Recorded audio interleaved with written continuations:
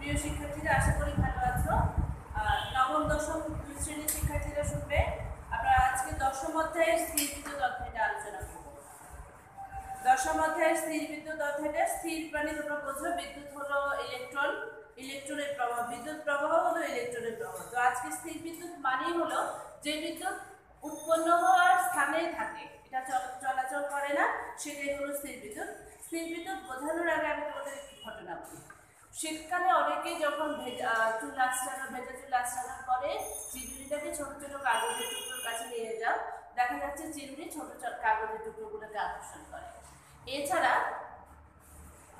আরেকটা হচ্ছে, শীতপ্রধান দেশের ছোট শিশুরা যখন কাঠপেটে হাওয়া করে দেয়, বা শীতের সময় আমাদের বাসায় ছোট বাচ্চারা যখন কাঠপেটে হাওয়া করে দেয়, তখন তাদের চুলগুলো মনে হয় খারাপ হয়ে আছে।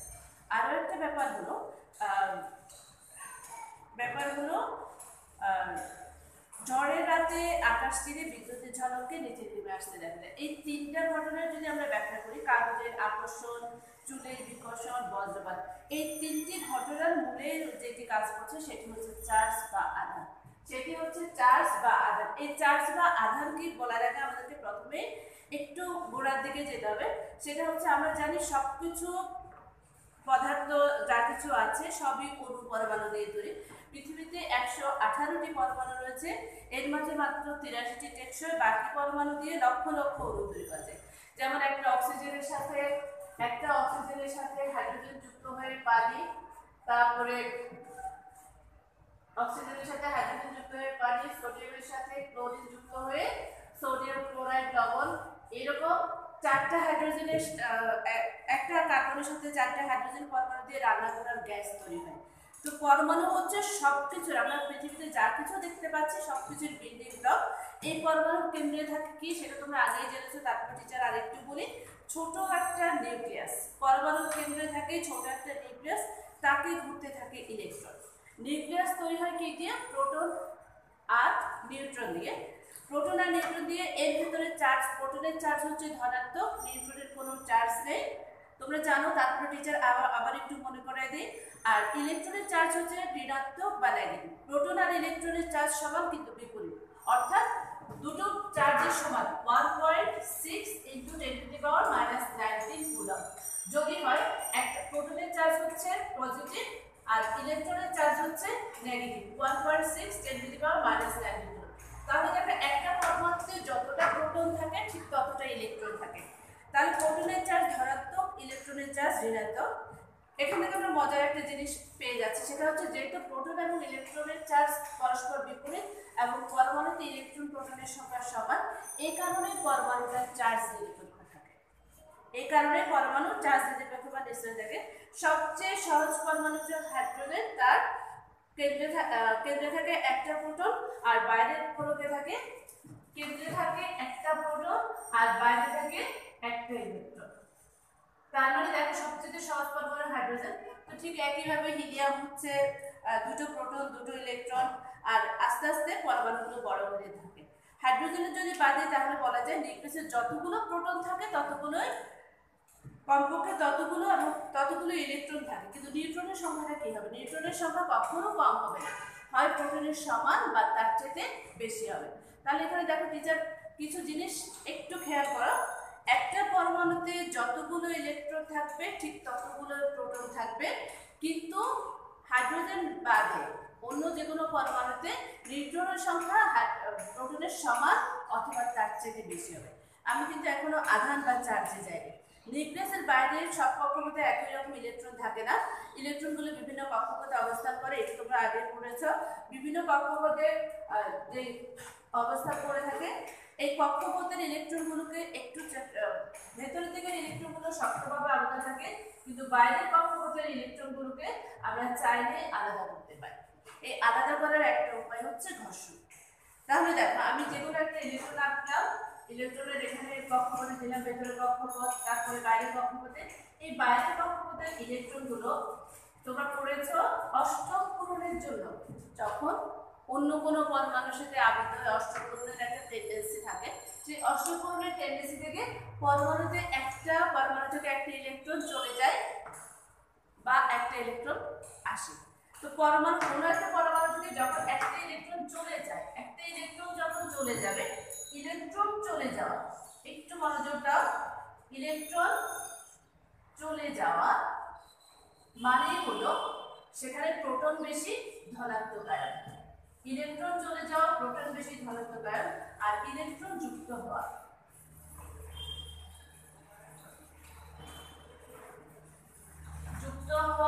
হলো ঋণাত্মক আয়ন।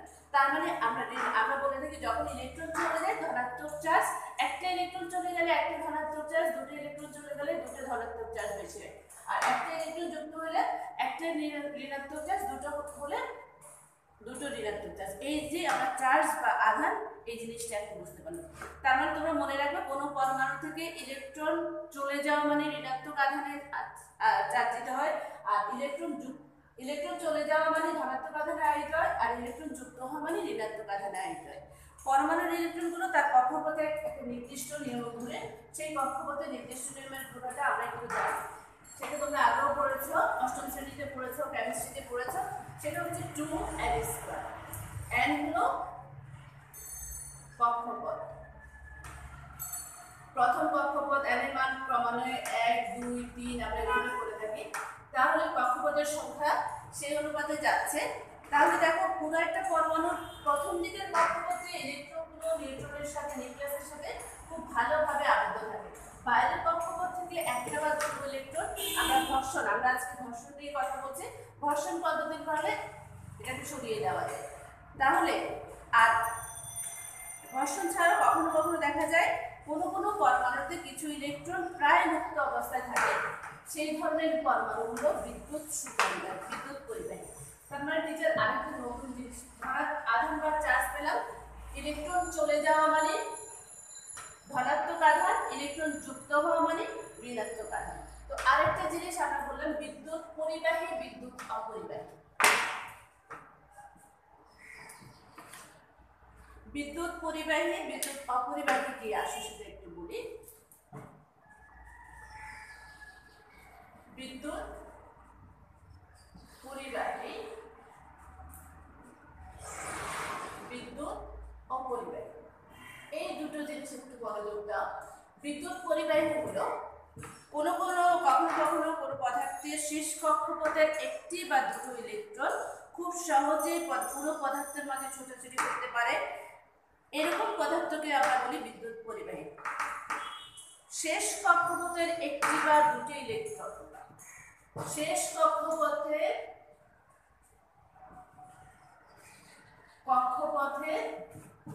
একটি বা দুটি ইলেকট্রন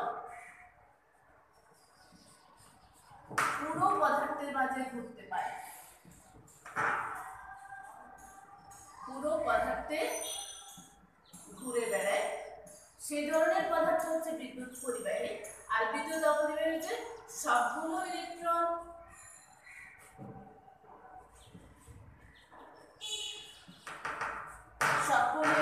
প্রায় শক্তভাবে আবদ্ধ হচ্ছে, শক্তভাবে পরমাণুর নিউক্লিয়াসের সাথে আবদ্ধ থাকে, নিউক্লিয়াসের সাথে আবদ্ধ থাকে। বইটা নিলে তোমরা বুঝবে, মেন কথাগুলো বলে দিচ্ছি। এটা হলো বিদ্যুৎ অপরিবাহী, সবগুলো ইলেকট্রন পরমাণু নিউক্লিয়াসের সাথে আবদ্ধ থাকবে, কোনো মুক্ত ইলেকট্রন থাকবে না যেটা ঘুরে বেড়াবে। ঘুরে বেড়াতে পারলে সেটা হচ্ছে বিদ্যুৎ পরিবাহী, যেমন সোনা, রূপা, তামা, এগুলো হচ্ছে বিদ্যুৎ পরিবাহী। আর অপরিবাহী পদার্থ হচ্ছে কাঠ, প্লাস্টিক, কাঁচ, রাবার, এসব হচ্ছে বিদ্যুৎ অপরিবাহী। তার মানে আমরা আধান বা চার্জ পেলাম, বিদ্যুৎ পরিবাহী পেলাম, বিদ্যুৎ অপরিবাহী পেলাম। এবার আসো ঘর্ষণের স্থির বিদ্যুৎ। আমরা বলেছি এই যে বিদ্যুৎ পরমাণুর ইলেকট্রন সরিয়ে নেওয়ার একটা উপায় হচ্ছে ঘর্ষণ। তাহলে ঘর্ষণের স্থির বিদ্যুৎ এটা কি হবে?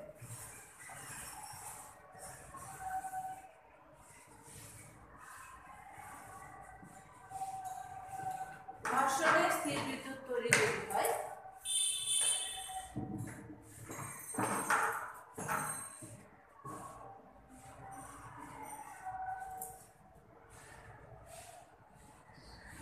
ঘর্ষণের স্থির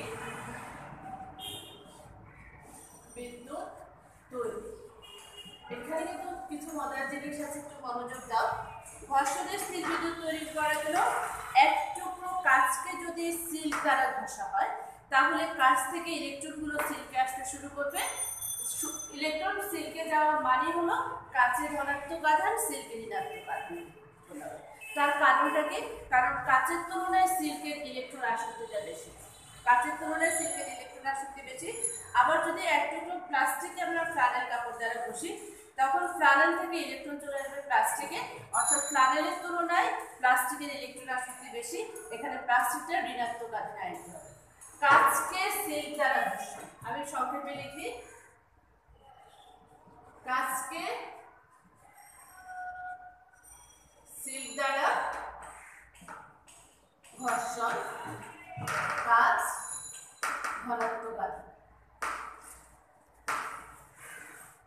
ধনাত্মক আধান। প্লাস্টিকে ফ্লানেল কাপড় দ্বারা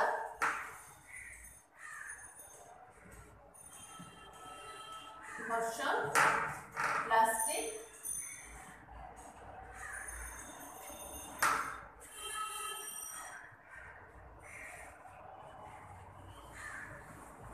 ঋণাত্মক আধান। এখন নিচেটা দেখো, এই যে কাচকে সিল্ক দ্বারা ঘর্ষণ ধনাত্মক আধান, অর্থাৎ কাচ থেকে ইলেকট্রন চলে যাবে, প্লাস্টিকে ফ্লানেল দ্বারা ঘর্ষণ প্লাস্টিকে ইলেকট্রন আসবে। এখন আমরা এখানে কিছু মজার জিনিস বলি। আমি যদি এই যে প্লাস্টিকের আকর্ষণ বেশি বলে প্লাস্টিকে ইলেকট্রন আসছে, আর কাচের আকর্ষণ বল সিল্কের তুলনায় কম বলে কাছ থেকে চলে গেছে। এখন দুটো কাচদণ্ডকে ধনাত্মক আধানে আয়নিত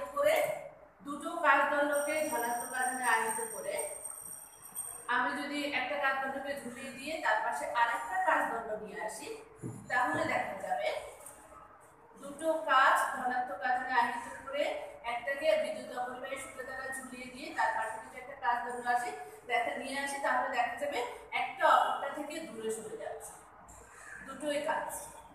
ঠিক একইভাবে দুটো প্লাস্টিককে ঋণাত্মক আধানে আয়নিত করে একটাকে অপরিবাহী সূত্র দ্বারা ঝুলিয়ে দিয়ে যদি দুটোকে পরস্পরের নিকটে নিয়ে আসি তাহলে দেখা যাবে একটা অপরটা থেকে দূরে সরে যাচ্ছে। কিন্তু বিপরীত ঘটনাটা যদি বলি, একটা ধনাত্মক আধানে আয়নিত কাচদণ্ডের পাশে কাচদণ্ডকে ঝুলিয়ে দিয়ে তার পাশে যদি আমি একটা ঋণাত্মক আধানে আয়নিত প্লাস্টিক দণ্ড নিয়ে আসি তাহলে দেখা যাবে একটা অপরটাকে আকর্ষণ করছে। তার মানে এখান থেকে আমি তিনটে ব্যাপার আছে। ধনাত্মক আধানে আয়নিত কাচ, এটা হচ্ছে প্লাস্টিক, এটা হচ্ছে কাচ, এটা হচ্ছে প্লাস্টিক।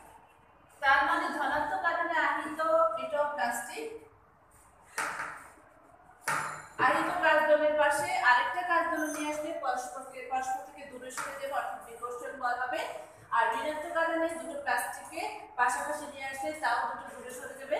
আরেকটা হচ্ছে ধনাত্মক আধানে কাচদণ্ডের পাশে ঋণাত্মক আধানে আয়নিত প্লাস্টিক নিয়ে আসলে একটা অপরটাকে আকর্ষণ করবে। তার মানে সমধর্মী চার্জ পরস্পরকে বিকর্ষণ করে, বিপরীতধর্মী চার্জ পরস্পরকে আকর্ষণ করে। সুন্দর দুটো কথা পেয়েছি, সমধর্মী চার্জ। সমধর্মী চার্জ পরস্পরকে আকর্ষণ করে, বিপরীতধর্মী চার্জ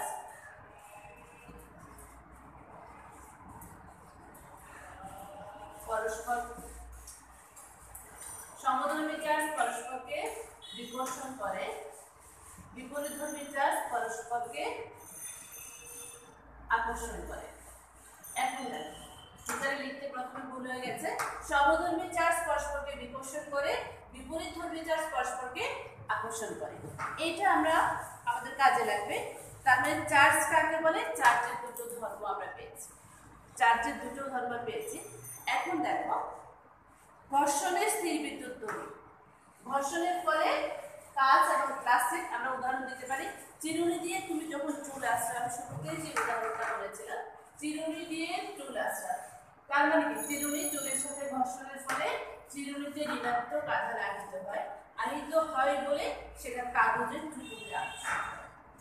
আচ্ছা, আমরা এখন বললাম বিপরীতধর্মী আধান পরস্পরকে আকর্ষণ করে। তাহলে চিরুনি কি করে কাগজের টুকরোতে আকর্ষণ করে? প্রশ্নটা সবাই আসে, কাগজ তো কোনো আধান বস্তু ছিল না, চিরুনি ঋণাত্মক আধান, কাগজ নর্মালি একটা পদার্থ ছিল, তাহলে সেখানে কি হলো? সেখানে আকর্ষণ করা মজার ব্যাপার হলো, একটা পদার্থ এই যে আমি নিয়ে আসলাম, এটা ধরো চিরুনি, চিরুনিতে ঋণাত্মক আধান আছে, চিরুনির নিকটে আমি ছোট ছোট কাগজের টুকরো নিয়ে আসলে সেটা চিরুনি দ্বারা আকর্ষিত হবে। ছোট ছোট কাগজের টুকরোতে পজিটিভও থাকে, নেগেটিভ। ছোট ছোট কাগজের টুকরোতে যেটা থাকে পজিটিভ নেগেটিভ দুটো থাকে, তাহলে সেটা চিরুনি দ্বারা কিভাবে আকর্ষিত হয়? এটা হচ্ছে একটা বৈদ্যুতিক আবেশ। বৈদ্যুতিক আবেশ তার মানে বৈদ্যুতিক আবেশ, ইলেকট্রিক্যাল ইন্ডাকশন। বৈদ্যুতিক আবেশটা কি হলো? চিরুনি ঋণাত্মক আধানের কারণে এই যে কাগজের ছোট ছোট কাগজের টুকরোর মাঝে একটা চার্জ বা আধান তৈরি হয়, স্পর্শ না করে উপস্থিতির কারণে আধান তৈরি হওয়া, সেটাই হলো আবেশ। সেই উদাহরণটা টিচার একটু দিই। তার মানে আমরা আবেশ কাকে বলবো? চার্জযুক্ত কোনো বস্তুর নিকটে চার্জহীন কোনো বস্তু আনলে চার্জহীন বস্তুতে মাঝে এক ধরনের চার্জ জন্ম নেয়। বৈদ্যুতিক আবেশ হলো চার্জযুক্ত কোনো বস্তুর নিকটে চার্জহীন কোনো বস্তু আনলে, স্পর্শ করব না,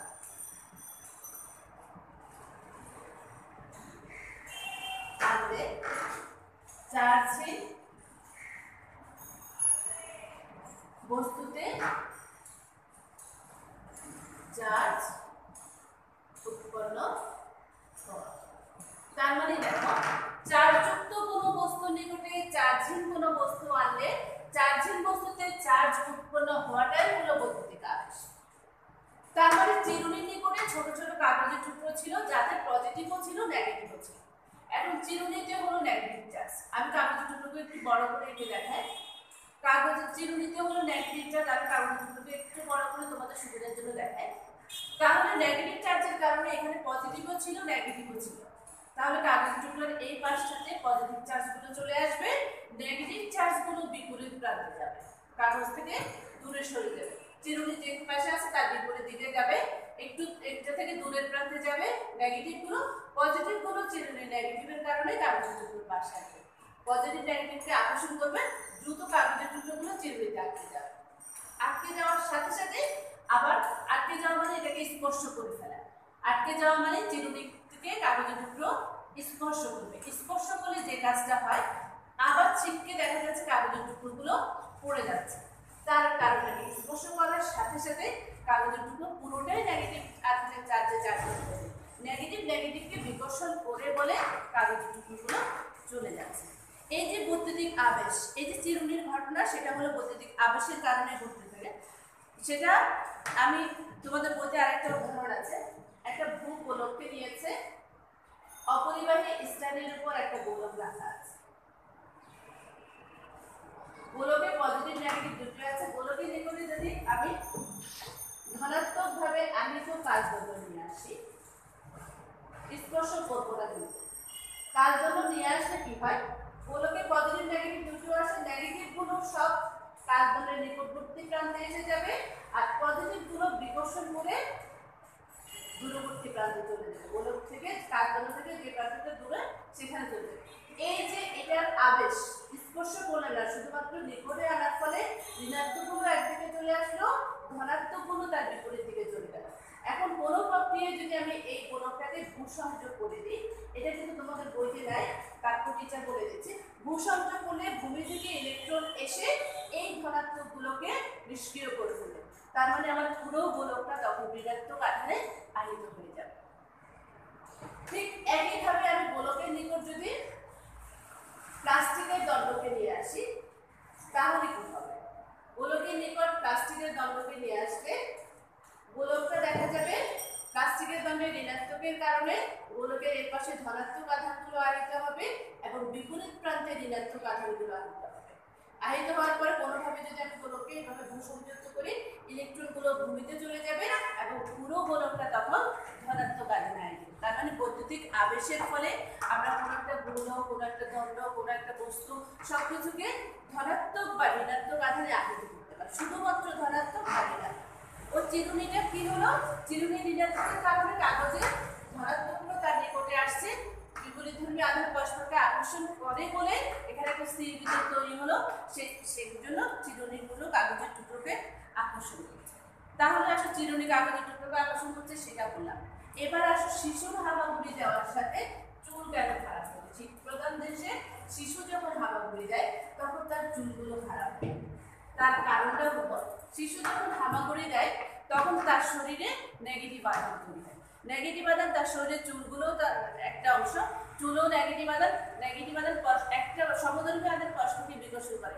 চুলগুলো কি হয়, পরস্পরকে বিকর্ষণ করে বলে চুলগুলো সব খারাপ হয়ে যায়। তাহলে বজ্রপাতের সব ব্যাখ্যাটা আমরা দিতে পারি। কেন বজ্রপাত হচ্ছে? মেঘের সাথে মেঘের ঘর্ষণে চার্জ আলাদা হয়ে যায়। আকাশের মেঘে তখন বিপুল পরিমাণ চার্জ জমা হয়, তখন সেটা নেমে নিচে বিপরীত একটা চার্জের আবেশ তৈরি করে। কখনো কখনো এটা বাতাস ভেদ করে মেঘের সাথে যুক্ত হয়ে যায় এবং আমরা সেটাকে বলি বজ্রপাত। তার মানে ছোট ছোট অনেক অনুধাবনের জিনিস শেখানো আছে, অনেক কিছু শেখানো আছে। বজ্রপাত কেন হচ্ছে, শিশুর চুল কেন খারাপ হয়ে যায়, তো এই জিনিসগুলো আমাদের আজকে পড়ার মধ্যে আছে, একটু মনোযোগ দিয়ে পড়বে। এবার আসো আমরা ধনাত্মক বা নেগেটিভ ঋণাত্মক চার্জ, আমরা যে বলছি কার্বনের ধনাত্মক চার্জ বা প্লাস্টিকের ঋণাত্মক চার্জ, সবসময় তো আমরা কার্বন বা প্লাস্টিক পাবো না। আমাদের কোনো একটা ঘষার ফলে কোন ধরনের চার্জ জমা হলো বা চার্জ তৈরি হলো সেটা আমাদের নাও জানতে পারি। সেটা একটা পরীক্ষার মাধ্যমে করা যায়, সেটা হচ্ছে ইলেকট্রোস্কোপ। ইলেকট্রোস্কোপ চার্জের অস্তিত্ব এবং প্রকৃতি নির্ণয় করা যায়। ইলেকট্রোস্কোপ এখানে একটা যন্ত্র ব্যবহার করা যায়, যে যন্ত্রে ধাতব পরিবাহী সুপরিবাহী তার ব্যবহার করা হয়। চিত্রটা এঁকে নিই, তারপরে বলি। এটা ছিপি দ্বারা বন্ধ করা হবে, গোলাকার একটা ছিপি দ্বারা বন্ধ করা হয়। এটার মধ্যে ধাতব দণ্ড দ্বারা দণ্ডের মাথায় দুটো পাত,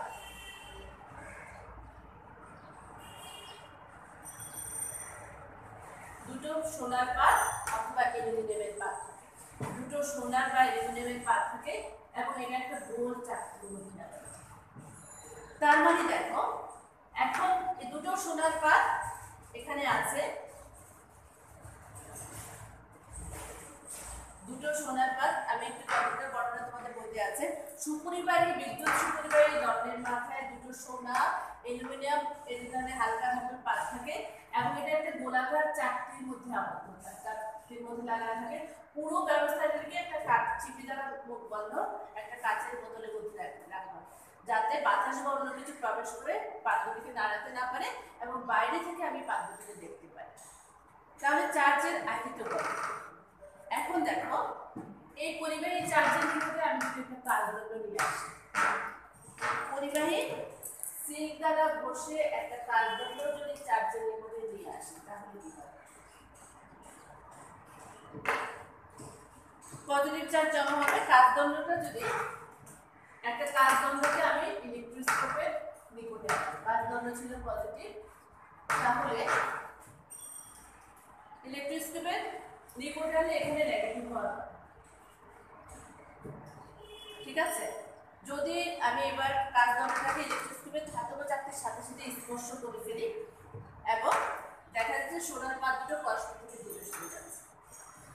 কার্বনটাকে স্পর্শ না করলে এইটাতে ঋণাত্মক আছে, কিন্তু যখনই স্পর্শ করাবো কার্বনটাকে আমি ধাতব চাকতির নিকটে স্পর্শ করাবো পজিটিভ চার্জ, তাহলে চাকতি থেকে শুরু করে এটা পজিটিভ চার্জে চার্জিত হবে এবং এই দণ্ড দিয়ে চার্জটা নিচে নেমে আসবে এবং এখানে সোনা বা অ্যালুমিনিয়াম যে পাতি ব্যবহার করি পাতগুলো পরস্পর থেকে দূরে সরে যাবে, কারণ সমধর্মী চার্জ পরস্পরকে বিকর্ষণ করে। ঠিক একইভাবে কার্বনের জায়গায় যদি প্লাস্টিক ইউজ করি তাহলে প্লাস্টিক স্পর্শ করে তাহলে এখানে নেগেটিভ চার্জ জমা হবে এবং পরস্পর থেকে দূরে সরে যাবে। তাহলে একটা যদি একটা চার্জের অস্তিত্ব বোঝা যায় তাহলে আমরা চার্জ কিভাবে শনাক্ত করব? চার্জ শনাক্ত করার জন্য প্রথমে ইলেকট্রোস্কোপের চাকতিতে পরিচিত কোনো একটা চার্জ দিই। পরিচিত চার্জ দেওয়ার পরে এরপরে ধরে নিলাম কাঁচ দিয়ে সিল্কে ঘষে পজিটিভ চার্জ তৈরি করে সেটাকে চারদিকে স্পর্শ করলে যদি সোনার পাত্রটির ফাঁক কমে যায় তাহলে সেখানে নেগেটিভ ছিল, যে চার্জটা ছিল সেটা নেগেটিভ। যদি সোনার পাত্রটির ফাঁকটা বেড়ে যেত তাহলে আমরা বুঝতাম এখানে পজিটিভ এখানেও পজিটিভ, পরস্পরকে বিকর্ষণ করছে। তার মানে এখানে যে চার্জটা আগে ছিল সেটা ছিল পজিটিভ। যদি ফাঁকটা কমে যায় তাহলে আমি যে পরিচিত চার্জটা দিচ্ছি তার বিপরীত চার্জ, কাজ দণ্ড দিলে এখানে বিপরীত চার্জ ফাঁক কমবে তাহলে সেটা নেগেটিভ ছিল। যদি সেফ দিলে ফাঁকটা বেড়ে যায় তাহলে নেগেটিভ ছিল। তার মানে এই জিনিসটা ইলেকট্রোস্কোপের সাহায্যে আমরা কোনো দণ্ডে ধনাত্মক বা ঋণাত্মক চার্জ আছে কিনা বা চার্জের উপস্থিতি নির্ণয় করতে পারি। তার মানে ইলেকট্রোস্কোপ যন্ত্রের ব্যবহার কাকে বলে, গঠন এবং ব্যবহারটা আমরা শিখব। এবার আসো এই যে দুটো চার্জগুলো, ধনাত্মক চার্জ ঋণাত্মক চার্জ পরস্পরকে আকর্ষণ করে, সমধর্মী চার্জ পরস্পরকে আকর্ষণ করে, বিপরীতধর্মী চার্জ পরস্পরকে সমধর্মী চার্জ পরস্পরকে বিকর্ষণ করে, বিপরীতধর্মী চার্জ পরস্পরকে আকর্ষণ করে। অর্থাৎ দুটো চার্জের মধ্যে কিছু একটা বল কাজ করে, কখনো আকর্ষণ বল কখনো বিকর্ষণ বল। দুটো চার্জের মাঝখানে বল কাজ করে, কখনো সেটা আকর্ষণ কখনো সেটা বিকর্ষণ বল।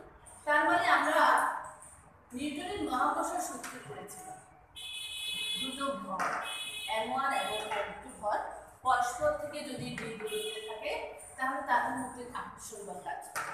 কিন্তু আমরা চার্জের ক্ষেত্রে কিন্তু আকর্ষণ বলছি না, দুটো বল বলছি, আকর্ষণ এবং বিকর্ষণ বল কাজ করে। তার মানে নিউটনের মহাকর্ষ সূত্র ছিল F = G * m1 m2 / d²। এখানে শুধু ডিফারেন্স হলো দুটো চার্জের মধ্যবর্তী দূরত্বটাকে আমরা r দ্বারা মেনশন করব, এবং দুটো চার্জ যদি পজিটিভ হয় বা দুটো চার্জ যদি নেগেটিভ হয়, একই ধরনের চার্জ হলে আকর্ষণ বল বিকর্ষণ বল হবে, আর বিপরীতধর্মী চার্জ হলে আকর্ষণ বল হবে। তাহলে সেক্ষেত্রে বৈজ্ঞানিক কুলম্ব এক ধরনের বল আবিষ্কার করেছেন, সেই বলটা হচ্ছে কুলম্ব বল। কুলম্ব বল = K Q1 Q2 / r²। তার মানে ডিফারেন্সটা দেখো, এখানে m1 m2 আর Q1 Q2 G এর জায়গায় আসছে K, এটা হচ্ছে কুলম্ব ধ্রুবক, এটা ছিল মহাকর্ষ ধ্রুবক। তাহলে কুলম্ব ধ্রুবকের মান আমরা কি পাই? কুলম্ব ধ্রুবকের মান হচ্ছে K = 9 × 10⁹ newton metre square per coulomb square. Coulomb বিজ্ঞানী কুলম্ব আবিষ্কার করেছিলেন বলে কুলম্ব স্কয়ার। কুলম্ব হচ্ছে চার্জের একক, কুলম্ব হচ্ছে চার্জের একক। তাহলে আমরা আরেকটা জিনিস শিখলাম, চার্জের একক কুলম্ব, চার্জের একক কুলম্ব। সেই কুলম্ব কাকে বলে? তাহলে চার্জের একক যদি কুলম্ব, সেই কুলম্ব কাকে বলে? 1 সেকেন্ডে পুরো পরিবাহীর মধ্যে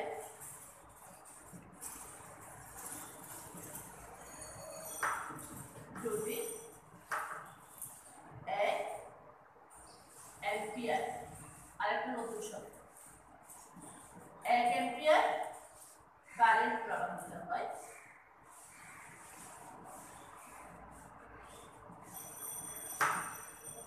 তাহলে পরিবাহীর চার্জ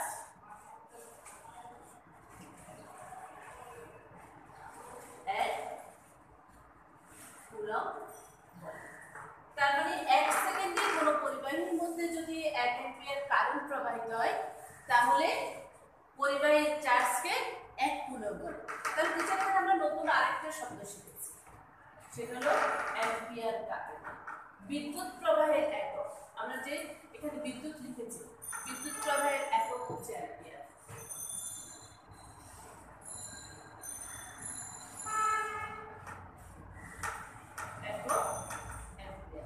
তাহলে অ্যাম্পিয়ার কাকে বলে পরের অধ্যায়ে যদি আমরা জানবো, তাহলে টিচার একটু বলে দিই। অ্যাম্পিয়ার হলো কোনো পরিবাহীর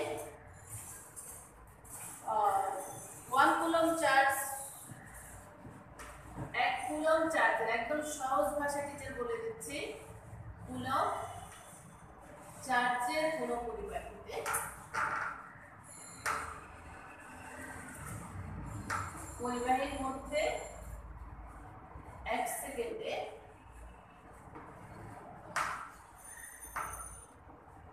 যে পরিমাণ বিদ্যুৎ প্রবাহিত, তার মানে সেটা হলো 1 কুলম্ব চার্জের কোনো পরিবাহীর মধ্যে 1 সেকেন্ডে যে পরিমাণ বিদ্যুৎ প্রবাহিত হয় তা হলো 1 অ্যাম্পিয়ার। তার মানে দেখো আজকে আরো দুটো নতুন জিনিস শেখা গেল, একটা হচ্ছে কুলম্ব কাকে বলে আর একটা হচ্ছে অ্যাম্পিয়ার কাকে বলে। 1 কুলম্ব চার্জের কোনো পরিবাহীর মধ্যে 1 সেকেন্ডে যে পরিমাণ বিদ্যুৎ প্রবাহিত হয় তা হলো 1 অ্যাম্পিয়ার। আর একইভাবে কুলম্ব ছিল 1 সেকেন্ডে কোনো পরিবাহীর মধ্যে যদি 1 অ্যাম্পিয়ার কারেন্ট প্রবাহিত হয় তাহলে তার পরিবাহীর চার্জকে বলা হবে 1 কুলম্ব। তাহলে আমরা কুলম্ব বলতে বলেছিলাম পজিটিভ এবং নেগেটিভ। তাহলে পজিটিভ হবে কখন? যখন দুটো বিকর্ষণ বল বিকর্ষণ করবে যখন সমধর্মী চার্জ আর আকর্ষণ করবে বিপরীতধর্মী চার্জ। তাহলে পজিটিভ আর নেগেটিভ হয় তখন এফ এর মান হবে নেগেটিভ। আসো টিচার একটা দুটো উদাহরণের মাধ্যমে করিয়ে দিই যাতে তোমাদের বুঝতে সুবিধা হয়। এই যে ধনাত্মক বা ঋণাত্মক চার্জে চার্জ দেওয়া এটা করে দিই। তাহলে +1 কুলম্ব এবং -1 কুলম্বের দুটো চার্জ পরস্পর থেকে যদি 10 সেন্টিমিটার দূরে রাখা তাহলে চার্জের ভেতরের বল কত?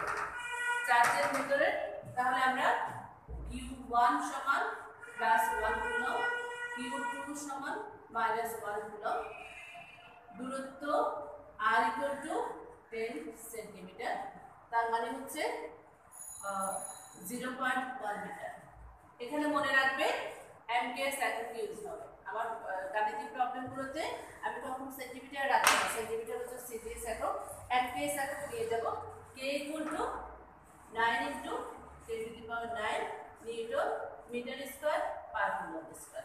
তাহলে তাদের মধ্যবর্তী বল F সমান, আমরা যদি যাই F = K Q1 Q2 / R square.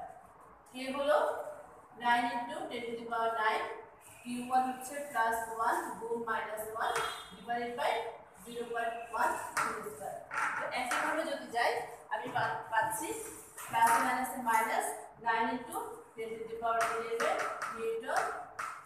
Newton metre square. আর যাচ্ছে না, কিভাবে যাচ্ছে না? Newton metre square per coulomb square. তার মানে আমি বলের একটা সবসময় নিউটন 9 × 10⁻11 নিউটন। এই পর্যন্ত। এরপরে দেখো 289 পেজ,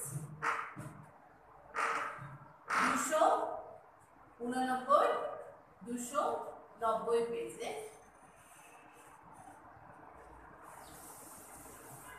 গাণিতিক সমস্যাগুলো